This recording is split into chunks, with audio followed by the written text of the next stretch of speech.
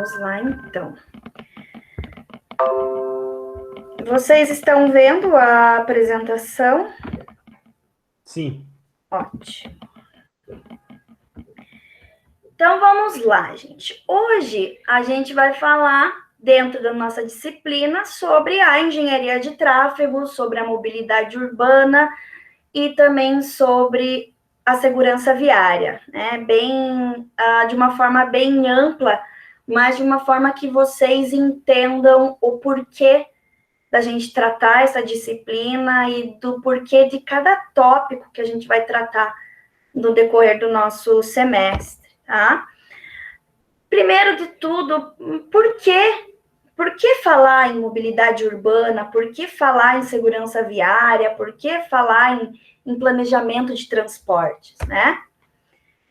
É por isso, né? Hoje, então, a gente encontra praticamente todas as nossas vias em horário de pico ou não congestionados, né? Seja em grandes cidades, que, né, isso é muito comum, mas esse fato, ele também vem ocorrendo com uma certa frequência em médias e pequenas cidades. Então, o problema de congestionamento, propriamente dito, ele é um problema geral, né? Um problema urbano, e ele deve ser analisado e tratado, né? Além da parte de congestionamento, a gente também estuda a parte de mobilidade urbana e de segurança viária, por isso. Deixa eu aceitar aqui a galerinha.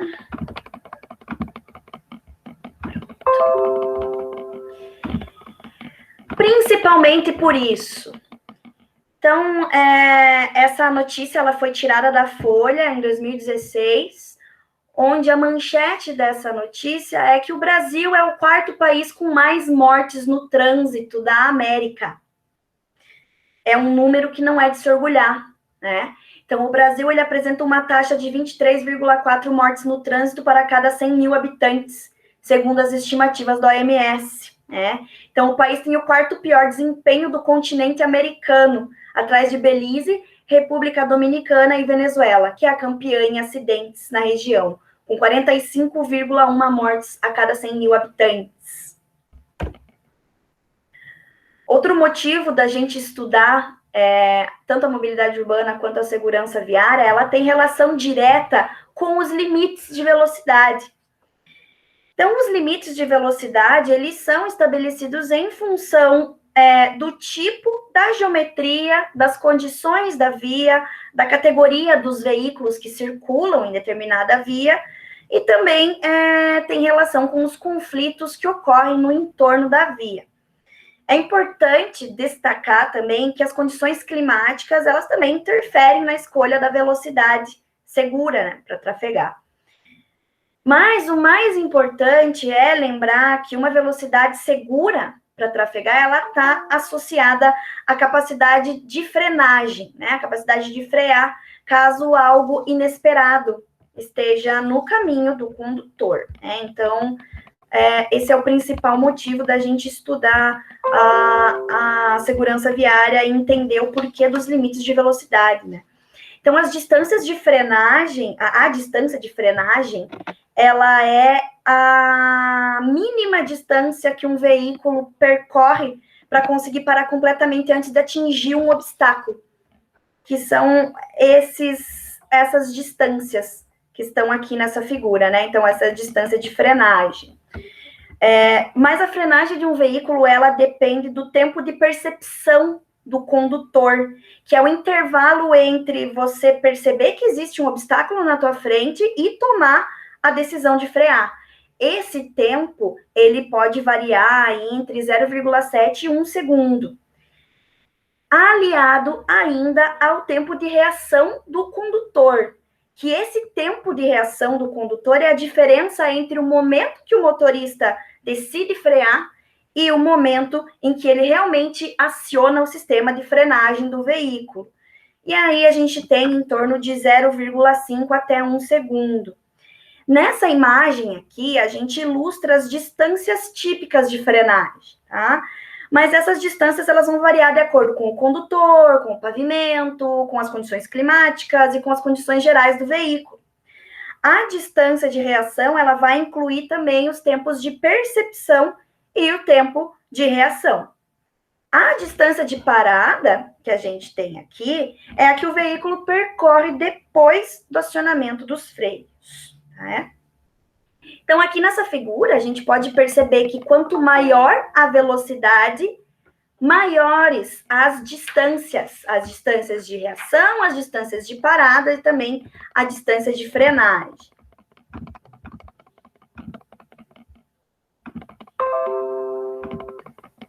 Qual é o ponto que eu quero chegar com essa figura? Quando a gente usa o celular dirigindo, a gente, obviamente, tira completamente a atenção do que está acontecendo ao nosso redor no trânsito. Então, essa distância de reação, ela vai aumentar por conta do tempo de percepção e do tempo de reação que vai estar atrasado. Agora, imaginem, além da situação do celular, a situação da bebida alcoólica, né, do álcool e direção. Quando a gente está bêbado, né, acho que todos sabem qual é a sensação, você perde os reflexos, você perde a noção de tempo, perde noção de espaço. Tem gente que fala que não, mas isso obviamente é comprovado cientificamente. Então, quando você aumenta a velocidade do veículo aliando, né, o álcool e a direção, essa distância de reação ela vai aumentar, a distância de parada também, e a distância de frenagem também. Então, quando você está aí a 112 km por hora, a gente precisa basicamente de praticamente 100 metros para realizar uma frenagem segura. 100 metros é uma quadra. Então, pensem só o quão distante é isso, né? Quando você percebe, às vezes não dá tempo de fazer absolutamente nada. E aqui, quanto menor a velocidade, menor essa distância. Por isso que é tendência a se adotar velocidades menores, principalmente em vias urbanas, né? O que a gente chama aí de zona 30, zona 40. A OMS, ela chegou numa equação que trata do seguinte ponto. Quando se ultrapassa em 1% o limite de velocidade numa via, os riscos médios eles sobem 3% e o perigo de morte cresce em até 5%. Agora, imaginem isso numa exponencial, né? A gente está falando de 1% da velocidade. Agora, imaginem 10, 15, 20%. E ainda que não seja possível identificar com tanta clareza assim todos os fatores que vão contribuir para um acidente de trânsito, existem vários especialistas que afirmam que o excesso de velocidade está entre as principais causas de morte, né, em consequência do acidente de trânsito. O excesso de velocidade, como a gente pode perceber por essa figura, ele vai aumentar o tempo necessário para frenagem, vai aumentar a probabilidade do motorista perder o controle do veículo e diminuir a capacidade dele se antecipar aos possíveis perigos, né? Então, por isso que aumenta muito o risco de acidente e a gravidade das lesões quando o acidente ocorre. Ainda existem estudos que trazem as evidências de que dirigir apenas 5 km por hora acima da média em áreas urbanas e de 60 km por hora e 10 km por hora acima da média em áreas rurais já é o suficiente para dobrar o risco de um acidente. A gente não está falando de morte, a gente está falando de acidente, né? E também esses estudos, eles indicam que a velocidade moderada, né, 10 a 15 km por hora acima do que é permitido, vai contribuir de forma mais significativa para os acidentes de trânsito, comparando aí a uma contribuição de velocidades mais extremas, já que é um comportamento muito comum. Então, como nós estamos habituados a dirigir em velocidades acima das permitidas, a gente acaba relaxando e se acostumando com essa ideia de sempre estar acima da velocidade. E é quando a gente tem a confiança que os acidentes acontecem, né? Acidentes não acontecem quando nós estamos com medo, ou quando nós estamos atentos àquilo que fazemos. Os acidentes acontecem no momento de besteira, né? Quem já bateu o carro, quem já sofreu acidente aí sabe como é. Eu já sofri acidente, já bati carro, já bateram em mim, e é sempre 1 milésimo de segundo ali de distração que pode colocar a vida de alguém em risco, né? Essa imagem do Observatório de Segurança Viária da Espanha, ela traz algumas informações bem interessantes para a gente. Quando nós estamos aqui, é uma base, né, uma média de 30 km por hora, e ocorrem acidentes, a gente tem, então, que 65% dos casos há ferimentos, 30% saem ilesos e 5% morrem. Quando a gente sobe essa velocidade a 50 km por hora, que não é uma velocidade alta, né? Nós temos, então, 55% que ficam feridos, 5% saem ilesos e 45% morrem. Chegando aqui, pessoal, a 80 km por hora, onde ninguém sai ileso e praticamente 100% das pessoas morrem ao bater nessa velocidade. 80 km por hora é uma velocidade que a gente trafega normalmente quando tá limpa, né? A nossa linha verde, né? A gente tem aí uma velocidade limite de 70 km por hora, então a velocidade realmente empregada é ali em torno de 80 km por hora. E aí a gente tem 100% de morte. Outro ponto importante, a redução da velocidade no meio urbano, né? Que é o que vem acontecendo com muita frequência. Os países já desenvolvidos, né? Da Europa principalmente, que já deixou essa cultura do carro de lado, ela vem reduzindo a velocidade no meio urbano, né? Então, ainda segundo a OMS, lá em 2012, os acidentes de trânsito eram uma das principais causas de morte no mundo, ficava em 9º lugar, matando mais do que hipertensão, e a tendência é, em até 2030, a tendência é aumentar, então ser aí a 7ª maior causa de morte no mundo. Então, o trânsito mata, a velocidade mata, a distração no trânsito mata, infringir as regras de trânsito mata, né? Então, aí a velocidade, ela está ligada, sim, às mortes no trânsito, né?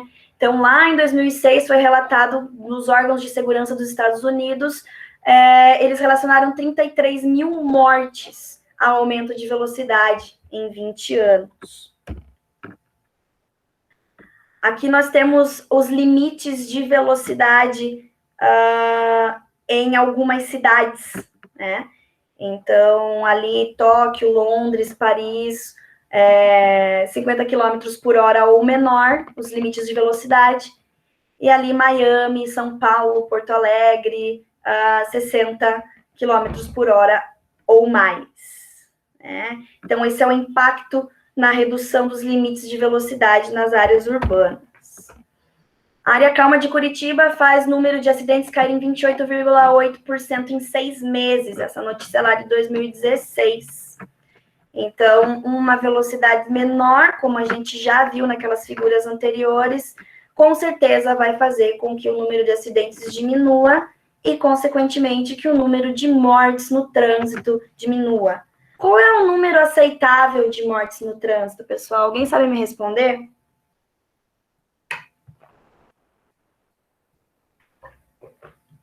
Oi?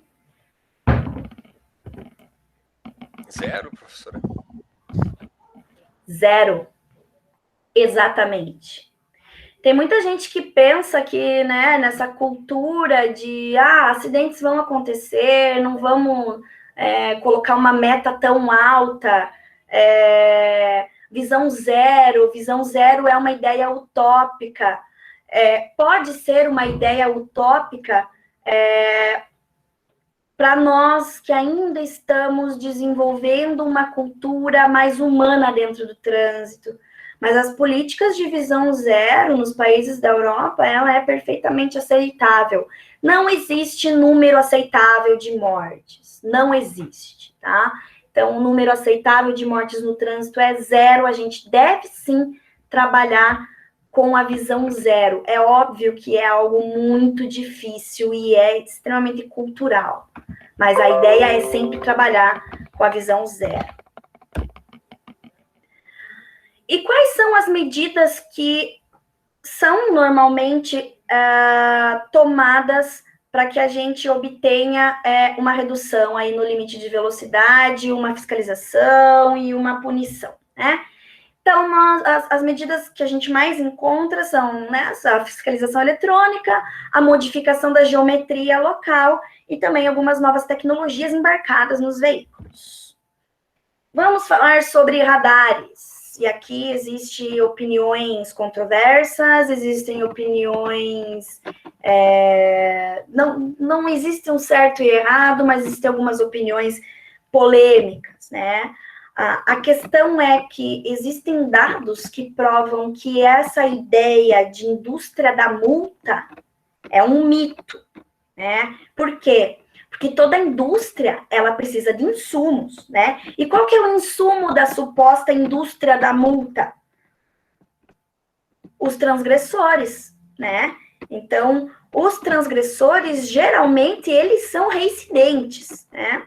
Então, segundo a Secretaria Municipal de Trânsito de São Paulo, 71% dos motoristas nunca foram multados. 71%. É muita coisa.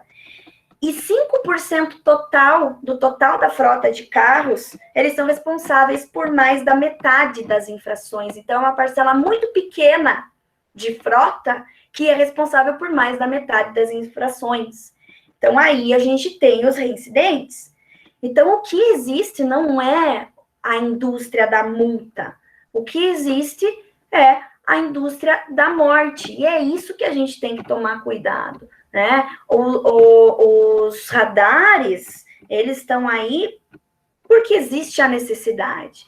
Porque o ser humano, ele não tem essa noção, essa capacidade de estar dentro de um veículo pensando que pode existir um pedestre à sua frente, ou um outro veículo, ou que pode acontecer um acidente, porque você está, sim, empregando velocidades relativamente altas, não tão altas, ali 50 por hora, 60 por hora. Então, a gente tem, sim, uma arma na mão, se a gente não souber usar com cautela, né? Além do fato de muitas infrações nem serem autuadas. Então, aí, esse ponto da indústria da multa, ela já cai por terra, né? Outro ponto importante com relação à fiscalização, a tendência também é de não se ter uma fiscalização tão punitiva, mas sim educativa. E aí, mais para frente, no decorrer das nossas aulas, a gente vai tratar especificamente sobre o tema educação para o trânsito. Isso ocorre em pré-escola, ensino médio, enfim, em propagandas de Semana do Trânsito, em propagandas que ocorrem antes de feriados. Então, a gente tem que atuar na base, né? E a base é a educação. Parece um tanto quanto utópico, mas se ninguém der o pontapé inicial, nada vai acontecer, né? Outra medida que a gente toma para reduzir as velocidades das vias são essas alterações nas geometrias, né? Então, aqui a gente tem o que a gente chama de chicanas. As chicanas, elas são muito usadas, para quem gosta aí, vai saber do que eu estou falando, na Fórmula 1, né? Então, foi lá na Fórmula 1 que surgiu essas primeiras chicanas, que são justamente inseridas para reduzir a velocidade. É óbvio que você não consegue empregar uma velocidade tão alta se você tem esses obstáculos na pista, né? E essa aqui é uma rotatória que a gente chama de rotatória tipo Pires. Ela vai impor uma redução da velocidade do carro e ela também vai permitir o giro de caminhão e de ônibus por cima do círculo. Claro que aqui, né, tem as placas e tudo mais, mas essa rotatória, ela não é uma rotatória que tem uma queda muito brusca, né? Então, aqui a gente pode ter veículos maiores também trafegando. Nas cidades brasileiras, a gente tem algumas rotatórias que são feitas de tachões, né? Os olhos de gato, justamente porque passa ônibus, passa caminhão, enfim. E a rotatória, além de ela ser um tratamento de interseção, que a gente vai ver mais para frente, ela também é utilizada como um dispositivo de redução de velocidade. E existem várias outras medidas de alteração de geometria que a gente vai ver também no decorrer das nossas aulas.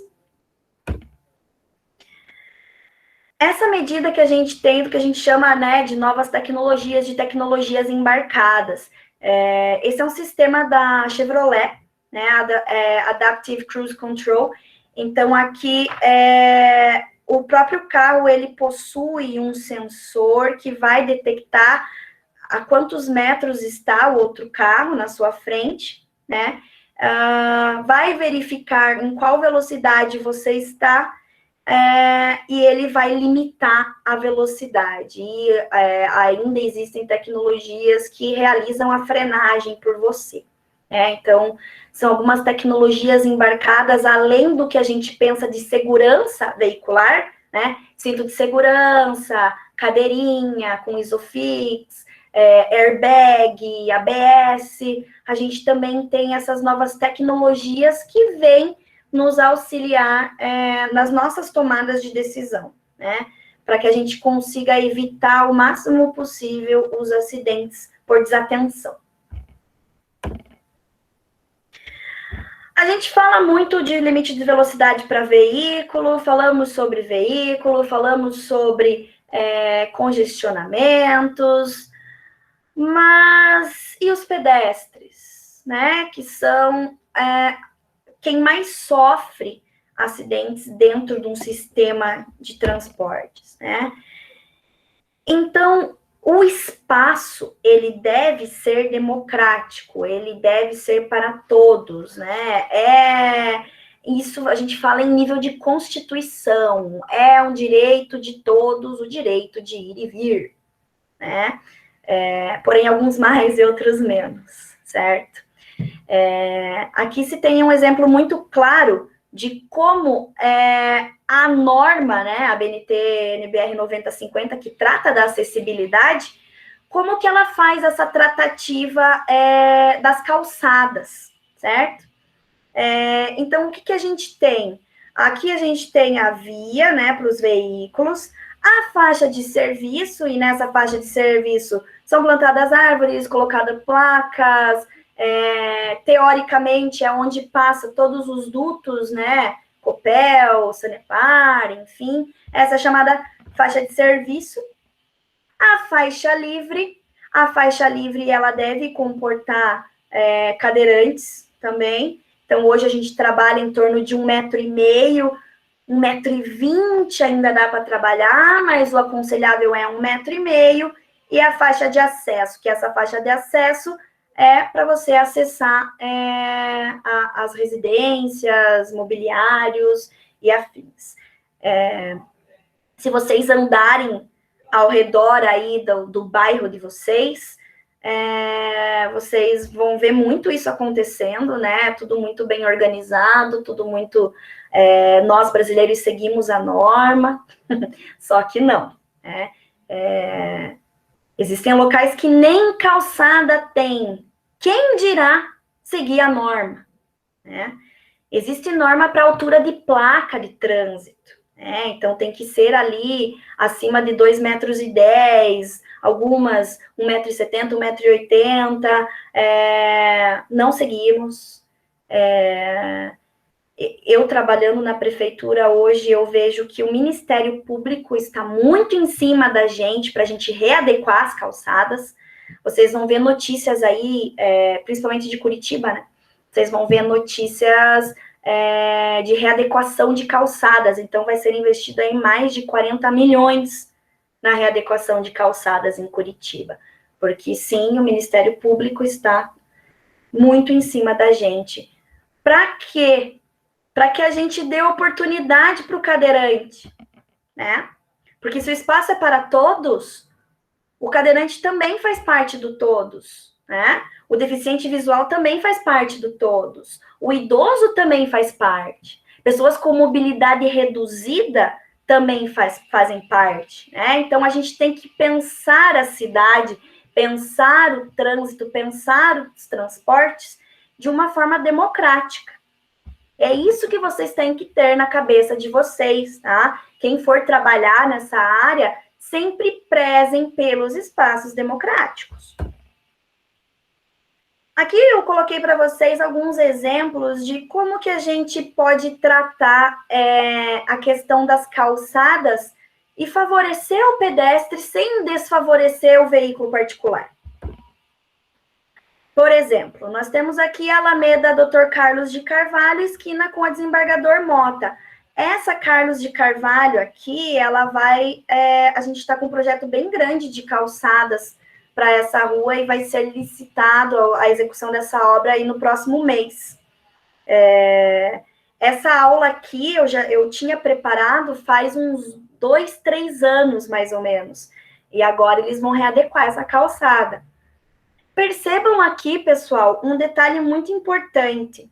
Vocês estão vendo que aqui tem um estacionamento de veículos, né? E aqui a gente tem um avanço da calçada. Esse avanço da calçada, ele é feito para quê? Para que o pedestre tenha a menor exposição possível ao risco. Então, se a gente colocar aqui 3,5 metros, mais ou menos, a mais para o pedestre passar, vão ser 3,5 metros a mais de risco que ele vai correr. E aqui, a gente não está tirando espaço de carro, certo?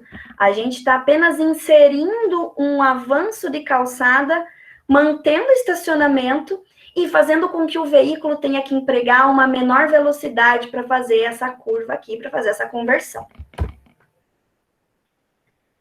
Já nesse lado da Desembargador Mota, que é o lado inverso do que a gente está vendo, a gente tem estacionamento aqui e não temos esse avanço de calçada. A gente está falando de uma esquina com configurações diferentes, uma favorecendo o pedestre e outra desfavorecendo o pedestre. Ah, professora, mas aqui tem faixa de pedestres. Mesmo assim, a gente sabe como funciona, né? Não são todos os veículos que param. Então, aqui o ideal seria a gente fazer também esse avanço na calçada, né? A gente ia manter o estacionamento, avançar a calçada, diminuir a área de exposição ao risco do pedestre. Mais um caso aqui, né? A gente tem estacionamento dos dois lados. Não tem necessidade do veículo trafegar por aqui, porque de qualquer forma ele vai ter que fazer essa conversão pelo meio da rua, porque senão pode ser que ele bata num carro aqui, né? Então, por que não fazer esse avanço também? Certo? Essas são as obras almejadas que a professora está falando, que vai ter a licitação para executar esse tipo de calçada. Isso mesmo. Vai ser executado esse tipo de calçada, esses avanços, muito provavelmente. Além disso, o que a gente não consegue ver nessa calçada aqui? O que está faltando em termos de norma, em termos de acessibilidade? Piso tátil. Isso aqui não é um piso tátil. Isso aqui não serve para nada, né? As rampas, elas estão esconsas, né? Tá torta, digamos assim. A rampa, ela tem que ser reta para que o cadeirante consiga passar de uma forma adequada e não... Aqui o cadeirante, ele tem que vir para cá, para depois vir aqui, e daí é torta, é esconsa, é estranha, né?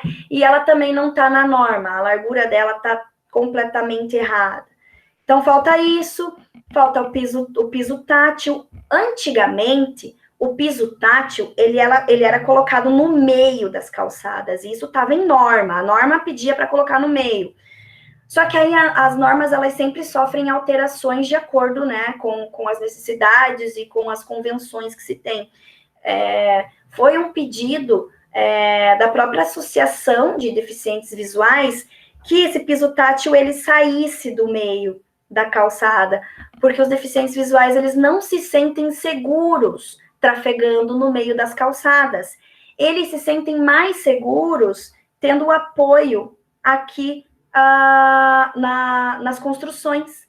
Então, hoje em dia, o que a gente faz é levar esse piso tátil até o alinhamento predial, somente. A partir do alinhamento predial, o deficiente visual ele vai se nortear pelo alinhamento predial. Né? Então, essa é a norma nova. Mudou aí faz 2 anos. Sempre que muda a norma, a gente tem que mudar a calçada, né? Esse é o problema de sempre estar em constante mudança. Porém, é para o bem de todos, é para que tudo seja o mais democrático possível. Né? Outra questão interessante de se tratar esse aqui todo mundo conhece, né? É o famoso calçadão da 15 de Curitiba. Existem vários calçadões da 15 com o mesmo nome, né? Mas esse é o de Curitiba. Tem um carro lá transitando com os pedestres lá. Verdinho. Pois então, né? Tem um aqui no meio, só que o sinal tá fechado, né? O sinal tá fechado para os pedestres. Então, quem tá errado é o pedestre, enfim, né? A lei, ela sempre vai favorecer o pedestre, ponto final. Vai favorecer o pedestre. Isso tá no Código de Trânsito Brasileiro. Enfim, qual que é o ponto aqui? Vocês conhecem a história de como que surgiu o calçadão da 15? É uma história bem interessante. Porque, assim, a 15 sempre foi um ponto comercial, né? Isso é um fato. Só que aqui, antigamente, só trafegavam carros. Isso aqui era uma rua, a Rua 15. Tá? E aí surgiu a ideia de se transformar isso aqui num calçadão. Fechar para os veículos e deixar aberto somente para as pessoas. Foi um transtorno. Foi abaixo-assinado, o comerciante estava extremamente descontente com essa ideia, porque não vai passar carro no meu comércio, porque vocês vão desestabilizar o meu ponto depende do fluxo de veículos. E aí essa medida ela foi sendo tomada em doses homeopáticas. Então, era fechado final de semana, ia criança fazer pintura e tudo mais, e foi fechando somente no final de semana, e aí, aos poucos, essa rua ela foi fechada completamente para os veículos. O que aconteceu? Exatamente o contrário do que os comerciantes pensaram. Né? Então, hoje, a Rua 15, né, ela ainda é um dos maiores polos de comércio de Curitiba. É uma das ruas mais movimentadas de Curitiba. Né? Então, o que era para ser algo muito ruim para os comerciantes se tornou a melhor coisa possível. E né, entre aspas, foi proibida a passagem de carros e somente as pessoas passam. Então, ali, claro que hoje em dia existe muito ainda a questão de segurança pública, né? Mas aí a 15 ela é um espaço de convivência, é um shopping a céu aberto, onde as pessoas conseguem viver a cidade, né? Então, vou sair da Praça Osório e vou até a Santos Andrade pela 15. Preciso fazer esse deslocamento. Eu vou fazer esse deslocamento da melhor forma possível. Caminhando, vendo lojas, vendo outras pessoas, vendo Borboleta 13, o Oil Man, as atrações que tem em Curitiba. Então, aí é uma cidade, um espaço da cidade que foi pensado para as pessoas e não para os veículos, né? O que torna um espaço um tanto quanto mais humano. Falando ainda sobre os pedestres, a gente tem um estudo bem interessante que mostra, isso foi do Ibope 2011, então agora vai sair alguma outra pesquisa, que em 2002, isso é antigo, né? Foram entrevistados, então, 141 municípios. E aqui o mote da pesquisa é o principal meio de transporte usado no deslocamento da cidade. Então, aqui nós temos o ônibus em primeiro lugar e em segundo lugar a pé, né? Aspectos negativos atribuídos ao meio de locomoção mais usado pelo entrevistado, né? Então, aqui nós temos em verde mais escuro nenhum aspecto negativo. E em verdinho mais claro é cansativo, né? Então, a maioria, algumas pessoas não utilizam o modo a pé por ser mais cansativo. Obviamente que existem cidades menores, a gente não vai comparar Brasil com Amsterdã. Olha o tamanho do nosso país, né? Não se compara nem Curitiba a Amsterdã, porque nós temos muitas bacias hidrográficas. Então, se deslocar de bacia a bacia, você vai ter aí lugares com aclives gigantescos, com declives gigantescos, e caminhar é um tanto quanto cansativo. Mas o modo a pé, ele vem como um modo complementar aos outros meios de deslocamento. Como eu já havia comentado na aula passada, a gente não consegue estacionar o nosso carro dentro da nossa casa, literalmente, né? A gente não consegue estacionar o nosso carro exatamente na nossa sala de trabalho. O ônibus, na maioria das vezes, não para na frente do nosso trabalho. Então, nós temos que nos deslocarmos a pé com uma certa frequência. Ou seja, pelo menos uma vez ao dia, todo mundo vai ser pedestre. Ou seja, pelo menos uma vez ao dia, todos nós estaremos expostos ao risco que é ser um pedestre. E se todos nós estamos expostos a esse risco, por que não ter a mentalidade dentro de um carro de que poderia ser eu aquele pedestre exposto ao risco, certo? Então, aí se trabalha muito na parte de educação, na parte cultural. Outro ponto importante para o pedestre: como tornar o caminhar mais atrativo, mais interessante e menos cansativo? Por onde vocês acham que é mais atrativo caminhar? Por essa calçada ou por essa calçada? Obviamente, gente, que andar por essa calçada é bem mais atrativo. Por quê? Porque a gente não dá de encontro com um muro. A gente dá de encontro com outras pessoas, com uma vitrine, com um restaurante, com uma lanchonete, com algo que tem luz, que tem vida, que tem outras pessoas. Me imagino eu, mulher, extremamente vulnerável, me desculpem as feministas, mas extremamente vulnerável à noite numa calçada dessa sozinha. E aí eu me imagino eu, mulher, à noite numa calçada assim. Obviamente, eu vou preferir andar numa calçada assim. É o que a gente chama, esse tipo de medida que a gente toma, é o que a gente chama de fachadas ativas. Fachadas atrativas, né? Então, é muito comum também em países europeus a gente ter essas fachadas ativas, que é justamente para o pedestre se sentir mais seguro ao andar, ao caminhar, né? Então, essas são algumas medidas que a gente toma levando em consideração os modos não motorizados, né? Mais além, a gente fala também sobre a bicicleta.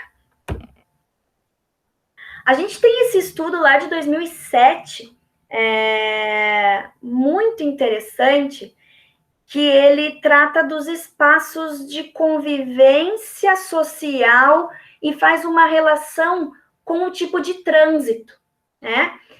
Então, quando nós temos um trânsito leve, chegou-se à conclusão nesse estudo de que num trânsito leve, numa vizinhança, nós temos 3 amigos por pessoa e 6,3 conhecidos por pessoa. Por quê? Porque você vive a cidade, você trafega mais a pé, você conhece mais os seus vizinhos. E esse número ele vai diminuindo conforme o trânsito vai aumentando. Então, um trânsito moderado, 1,3 amigos por pessoa e 4,1 conhecidos por pessoa. Num trânsito pesado, 0,9 amigos por pessoa e 3,1 conhecidos por pessoa. É só você imaginar uma cidadezinha de interior e uma grande São Paulo. É só você imaginar a rua do seu bairro, se você mora num bairro mais afastado. Eu moro num Bará.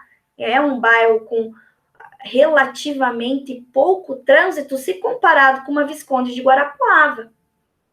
Então, existe essa relação, entre as relações sociais e o nível de trânsito do local. E para a gente encerrar essa aula de hoje, eu trouxe para vocês 8 conceitos de algo que a gente chama de desenvolvimento orientado para o transporte, né? E a gente vai trabalhar um pouquinho com demanda, a demanda induzida, né? Então, no Brasil, a tendência é de responder à demanda gerando mais oferta. O que isso significa? Eu vou abrir mais ruas, eu vou alargar mais as ruas. Eu tenho muito carro trafegando na minha cidade. Então, o que eu vou fazer? Eu vou aumentar o tamanho das minhas ruas. Onde são 2 faixas, eu vou colocar 3, 4, 5. Mas, quanto mais é ofertado, mais demanda vai surgir. É óbvio. Olha que lindo que tá essas 4 faixas aqui. Eu vou comprar um carro, porque agora eu posso trafegar adequadamente. Então, quanto mais oferta você provém, mais demanda você induz, ok? E isso vira um ciclo vicioso. Então, a tendência é de se criar bairros dormitórios mais afastados do centro, o que é mais barato, né? Agora, se todos morassem e trabalhassem nos mesmos lugares e usassem as mesmas vias, aí a gente ia gerar um congestionamento, certo? Então, aqui a gente tem esse círculo vicioso, né? Temos aqui os nossos deslocamentos casa-trabalho, a disponibilidade de acesso rodoviário, então eu vou aumentar a demanda, né? Então, eu vou aumentar as minhas vias, eu vou aumentar o número de carros. E aí, vem, então, com o aumento da demanda, vem a saturação. Com a saturação, eu vou aumentar de novo a minha capacidade. Aumentando a capacidade, aumentando a oferta, eu vou aumentar de novo a demanda, gerando novamente saturação. E essa saturação, ela também envolve, né, além do engarrafamento, ela envolve acidentes, envolve poluição, envolve estresse e tantas outras coisas que são ocasionadas por um simples congestionamento. A gente tem que ter em mente o desenvolvimento orientado para o transporte, e não o contrário. E não o transporte orientado pelo desenvolvimento. O que isso significa? Aqui a gente tem uma pequena cidade. Essa cidade, ela é o que a gente chama de espraiada, né? Ela é alargada, ela é espraiada. Por exemplo, São José dos Pinhais. São José dos Pinhais é uma cidade espraiada, né? Araucária também é uma cidade espraiada. Então, a gente tem a formação de pequenos subúrbios, né? Que são afastados do centro. Com esses pequenos subúrbios surgindo, afastados do centro, que é onde tudo acontece, em termos de emprego, por exemplo, a gente aumenta a distância percorrida.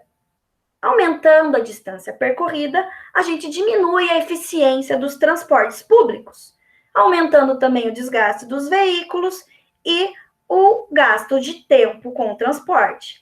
Então, a gente aumenta os custos de infraestrutura básica, né? Porque a gente precisa de uma maior área a ser coberta. Então, o que antes eu precisava percorrer ali 5 quilômetros, hoje eu preciso percorrer 30 quilômetros, né? Então, existe a importância de se delimitar a área de crescimento horizontal, das cidades, né? Então, isso também evita conflito ambiental, cruzamento com rodovias, grandes distâncias no dia a dia. E essas são algumas medidas que eu vou apresentar para vocês, que elas podem ser feitas em nível municipal. A gente não precisa trabalhar no país como um todo. A gente pode tratar isso em nível de cidade. Tá, mas se o problema é a oferta, e se a gente reduzir a oferta? Né? Qual que é o ponto? Inicialmente, o trânsito, ele era o que a gente pode chamar de líquido. O que isso significa? Que se saísse de um lugar, obrigatoriamente, ele tinha que passar por outro caminho, né? Hoje, o tráfego, ele é visto como um gás. Então, os gases, eles se adequam, eles adequam o seu volume de acordo com o volume onde eles estão confinados, né? Então, hoje a gente tem esse comportamento de gás, né? Esse comportamento de confinamento do trânsito. Existe também o que a gente chama de evaporação de tráfego, né? Então, com a diminuição do espaço, o tráfego, ele pode simplesmente reduzir de volume. Então, as pessoas passam a utilizar outros modais, né? Ou fazer outros caminhos, ter outros horários, enfim, né? Em várias cidades, como Londres, Seul, Finlândia, Alemanha, França, Bélgica, enfim, eles testaram essas estratégias, né, de simplesmente reduzir a oferta, e os resultados foram satisfatórios, né? Só que, para isso funcionar, eu tenho que prover um sistema de mobilidade adequado, ou seja, a gente tem que ter algumas medidas auxiliares, algumas medidas complementares para facilitar essa evaporação do trânsito. Desvios, avisos, investir em outros meios de deslocamento que não o carro. Não adianta eu simplesmente ter uma visão de, na minha cidade não vai mais trafegar carro, e ponto final. Mas as pessoas vão se deslocar como? Se meu transporte público é horrível, se eu não tenho calçada, se eu não tenho ciclovia. Então, aqui a gente trabalha com o equilíbrio. Não adianta eu retirar completamente um sistema um modo de deslocamento se eu não prover outros com melhor qualidade. Tá, mas o que é esse desenvolvimento orientado para o transporte, né? Ou a gente chama de TOD, em inglês, ou DOTS, tá? Então, esse desenvolvimento orientado ao transporte, ele vai estimular uma ocupação compacta e com uso misto do solo, com distâncias curtas a pé e proximidade das estações de transporte de alta capacidade. Então, esse conceito ele vai implicar num cenário de rua mais vibrante, formas construídas que vão levar em consideração os pedestres, características de uso do solo que vai tornar mais conveniente e seguro caminhar, usar a bicicleta ou o transporte público, que são os transportes que são tidos como mais sustentáveis e mais humanos, né? O que é o uso do solo? É justamente o que eu vou construir ali, né? Então, o uso do solo. Uso para uma residência, fins comerciais, industriais, educacionais, enfim, isso é o uso do solo. Esse conceito de desenvolvimento, ele passa por 8 princípios, né? O primeiro princípio é o princípio de adensar. Então, a gente vai intensificar os usos residenciais e comerciais no entorno das estações de transporte coletivo rápida e de alta capacidade, o que vai ajudar a garantir que todos os moradores e trabalhadores tenham acesso a um transporte de alta qualidade. Eu vou dar um exemplo contrário disso. Canaleta de ônibus, por exemplo, na 7 de setembro. Vocês acham que quem mora na 7 de setembro usa o biarticulado? Óbvio que não. Usam os carros, certo? Então, aquele local, óbvio que se tem uma infraestrutura, mas quem utiliza aquela infraestrutura são as pessoas que moram em bairros periféricos e trabalham no centro. A ideia é morar e trabalhar num local onde se tenha a infraestrutura de transporte, certo? Para que a gente diminua essas distâncias de transporte. Então, esse princípio, ele estabelece densidade mais elevadas dentro de um raio de 5 minutos de caminhada, que dá aí 400 metros, das estações de transporte coletivo. Para isso, a gente tem que planejar a urbanização com parâmetros residenciais de alta densidade, ou seja, prédios. Colocar pessoas que utilizam o transporte público nesses prédios. Pode parecer uma ideia utópica, né? Num primeiro momento, se a gente pensar em nível Brasil, nível Araucária, nível Curitiba. Mas existe isso. Outro princípio é compactar, né? Então, a reorganização ou requalificação do tecido urbano existente ajuda a garantir que os residentes morem perto dos empregos, escolas, serviços e outros destinos, reduzindo assim o tempo de viagem e as emissões dos veículos. Então, uma cidade mais compacta necessita de menos infraestrutura viária do que uma cidade mais espraiada, mais dispersa. Então, localizar as novas urbanizações em torno dos sistemas de transporte, manter o tempo das viagens de casa aos centros de emprego em 20 minutos ou menos, usando o transporte público. Hoje em dia, a maioria das viagens de transporte público, elas duram em torno de 1 hora. Misturar. Então, uma mistura diversificada de usos residenciais e não residenciais reduz o número necessário de viagens e garante a animação dos espaços públicos em todos os horários.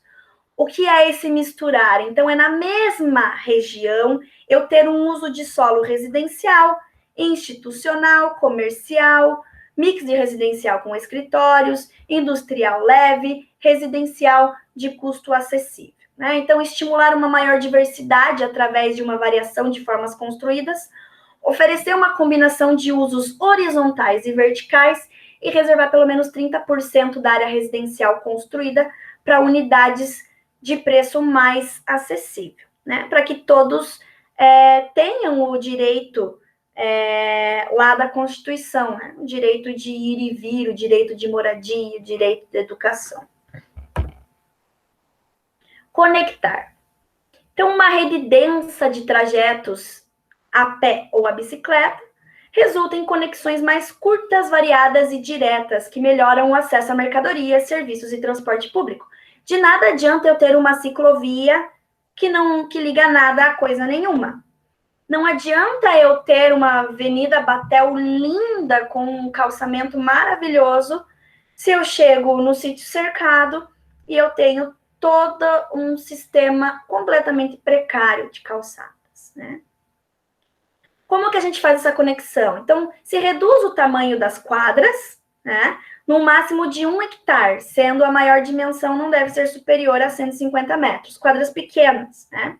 Subdividir as quadras grandes em parcelas menores, criando vias públicas acessíveis somente a pedestres e ciclistas, né? Então, aí a gente vai restringir os veículos de trafegarem em determinadas ruas. Não todas, determinadas ruas, né? E provendo a infraestrutura necessária para que tudo isso trabalhe em harmonia. Caminhar. Então, vias para pedestres desobstruídas e de alta qualidade aumentam a mobilidade básica para todos, né? Os equipamentos urbanos, os elementos do paisagismo e as bordas ativas, né, as fachadas ativas dos prédios transformam calçadas e passagem em espaços públicos vibrantes.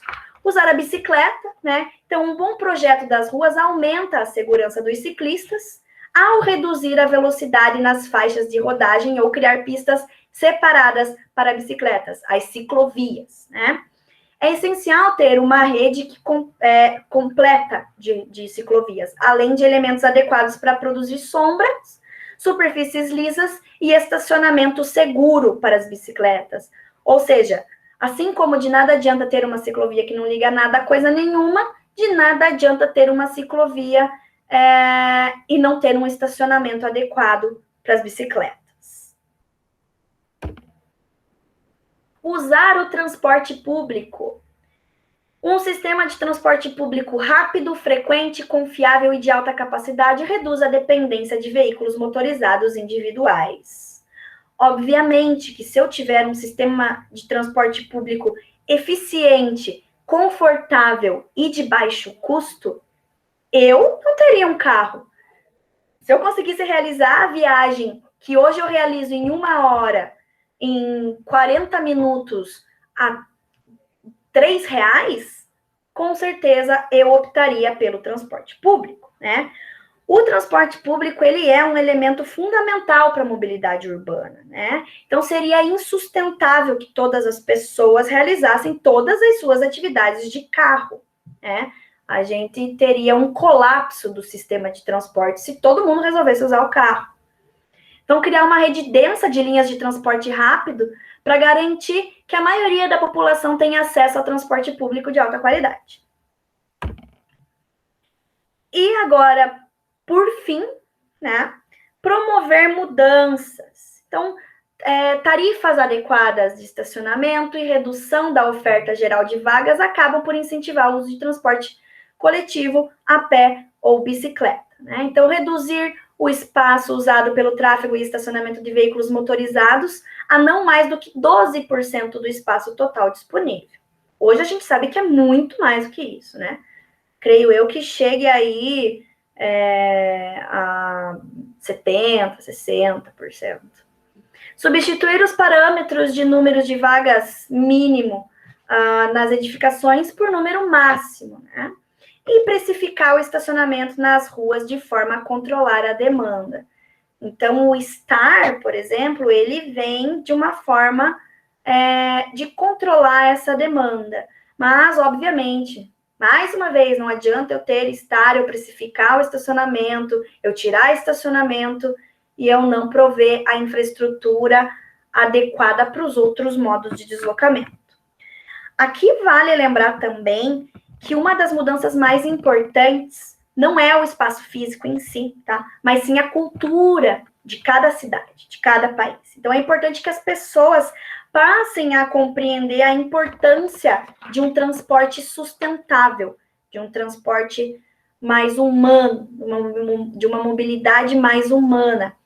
Tudo isso que eu falei, pessoal, pode parecer um tanto quanto utópico, não dá certo, né, a gente aplicar tudo isso, mas a gente vê que, aos poucos, essa cultura, ela vem sendo implantada nas cidades.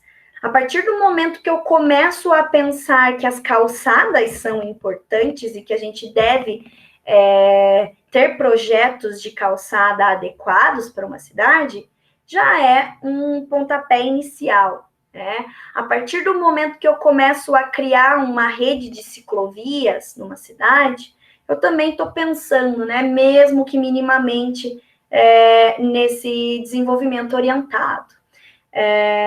Quando eu insiro o que a gente chama de centralidades nas cidades, o que é uma centralidade? Vamos pensar em nível de Curitiba, né? Que eu acho que é muito evidente as centralidades. Eu não preciso me deslocar até o centro de Curitiba para fazer compras. Antigamente eu precisava. Hoje eu posso ir no Pinheirinho, posso ir no Sítio Cercado, posso ir até na região metropolitana, posso ir na Fazenda Rio Grande, posso ir em Araucária, né?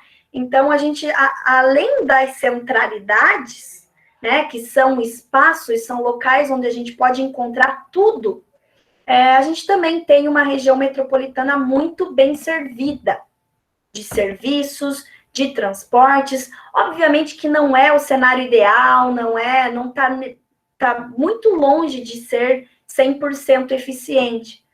Mas se a gente utilizar uma comparação com outras cidades, com outras regiões metropolitanas, Curitiba e região metropolitana funciona, sim, muito bem. O sistema de transporte funciona, sim, muito bem, se comparado com outras cidades, né? E as melhorias, elas estão vindo. Então, essa ideia de cidade sustentável, de cidade inteligente, de cidade pensada para as pessoas, ela está vindo com muita força para as nossas cidades. Por isso que eu resolvi trazer esse tema para vocês, porque é um tema que vocês vão se deparar para o resto da vida de vocês. E vocês têm que estar preparados para isso como engenheiros também. Aí quem vai atuar na parte de saneamento, fatalmente vai esbarrar com infraestrutura viária.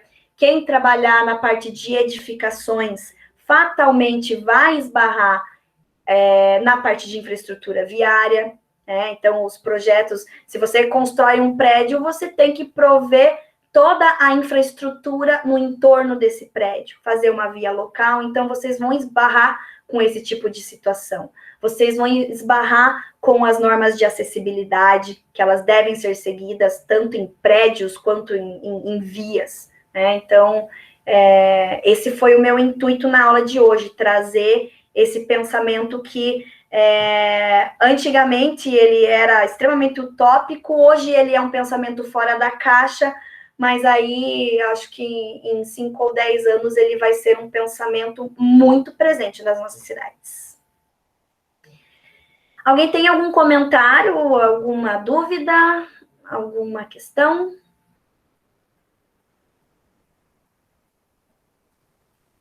Não, estão todos dormindo? Então, gente, se ninguém quer perguntar nada, eu encerro a nossa aula por aqui. Desejo a todos vocês uma ótima noite e semana que vem nosso encontro é em Araucária, presencialmente. Valeu, professor. Ok? Boa noite. Boa noite. Obrigada, gente. Até mais. Até mais. Tchau, tchau. Até.